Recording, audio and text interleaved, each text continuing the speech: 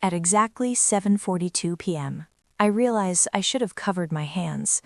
They rest on the edge of a long walnut table, polished to a mirror shine. White linen. Real linen. The kind that smells faintly of bleach and money. My fingers are clean, scrubbed raw in the restaurant restroom 20 minutes earlier, but no soap can erase what they show. Dry skin. A thin cut across my knuckle. A faint line of rust under one nail from a steel clamp I tightened before driving here. These are working hands, and in this dining room they look obscene. The room hums with quiet laughter and crystal glass clinks. Every sound feels expensive. The air smells like rosemary, seared meat, and old confidence. This is Hawthorne Hall, a private dining space tucked behind an art gallery in Eastbridge, the kind of place where people talk softly because they assume the world is listening.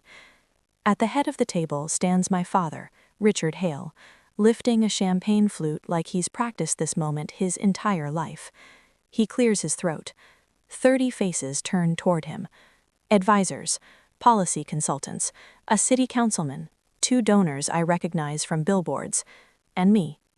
I want to make a toast, my father says, smiling wide, to my son Evan, a man who understands influence, a man who knows success is about positioning.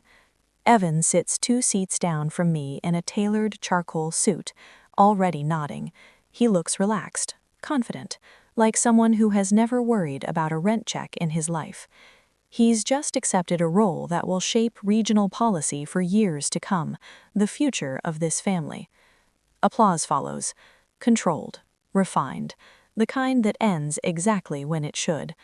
I clap too, slow, measured. Then my father's eyes slide to me. They don't soften, they sharpen. And of course, he adds, lowering his voice slightly, we should acknowledge my daughter Lena. A pause.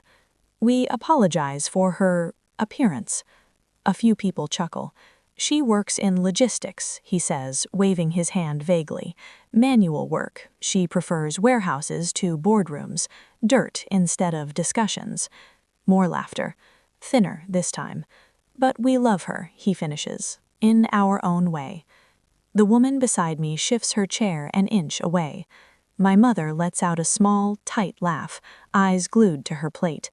Evan lifts his glass toward me with a smirk and mouths, still playing in the mud. I don't move my hands. I don't look away. I let the humiliation pass through me like a cold wave, and then something else replaces it. Clarity. I don't storm out, I don't argue, I don't cry. I reach for my napkin, dab my mouth, place it back on my lap. The dinner continues. My father turns away from me, already deep in conversation with a donor. His hand rests on the shoulder of his jacket, a jacket I paid for.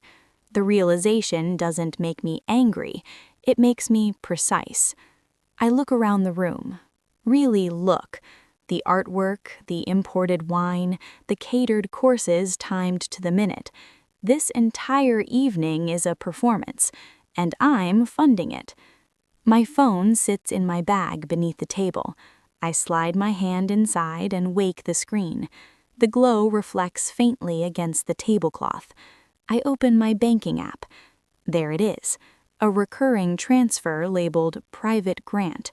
$42,500 every month for 3 years, enough to keep my parents' nonprofit alive, enough to maintain the illusion that my father is still powerful, enough to subsidize Evan's consulting. I tap the transaction. Options appear. Edit, pause, cancel. My thumb hovers. Across the table, my mother glances at me and mouths, "Smile." I press cancel. A confirmation screen appears.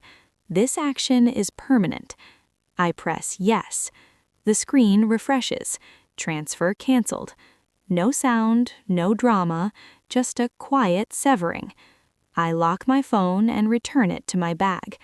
I lift my glass and take a sip. The wine tastes incredible. I wasn't always like this. 5 years ago, I was just Lena, the disappointment who dropped out of a prestigious program because I didn't want to spend my life advising people who never built anything. The day I left, my father stood in our entryway and said, "You're choosing obscurity." So I chose it. I moved to Clearwater, a dry, industrial city with more warehouses than trees, with $2,800 and a borrowed car. I took a job managing logistics routes for a small shipping firm. Long hours, cold floors, no applause.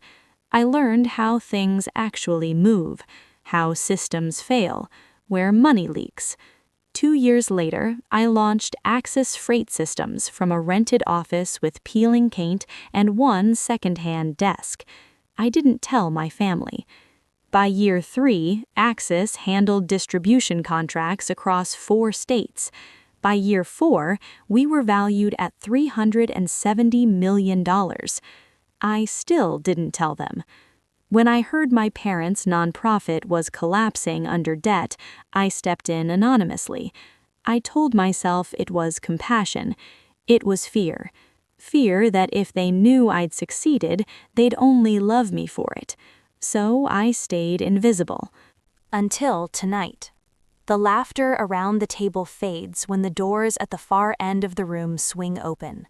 A woman stands there, breathless. Mara, Evan's fiancée. Her coat is still on, her hair is slightly undone. She's gripping her phone like it might shatter. "Evan," she says sharply, "stop." She isn't looking at him. She's looking at me.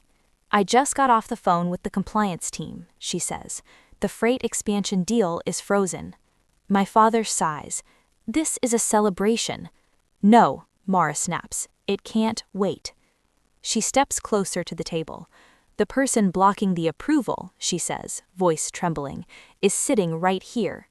Silence crashes over the room. "The person blocking the approval," she continues, voice trembling, "is sitting right here." Silence crashes over the room. "The person blocking the approval," she continues, voice trembling, "is sitting right here." She owns the routing technology. She flagged the environmental risk report. She controls the timeline. My mother frowns. "Lena works in warehouses." Mara laughs once, sharp, unsteady. "Do you know who she is?" Mara asks. She points at me. "This is Lena Hale, founder of Axis Freight Systems." The room implodes. Faces shift. Phones appear under tables. My father's mouth opens. Nothing comes out. Evan stares at me like he's seeing a ghost. "I lived in a warehouse office once," I say calmly, "while I built the first routes." I look at Mara. "Fix the groundwater data. I'll sign off Monday." Mara nods instantly. "Yes, thank you." My father whispers my name. For the first time in his life, he's afraid of me. The rest is fallout. Public, quiet, final.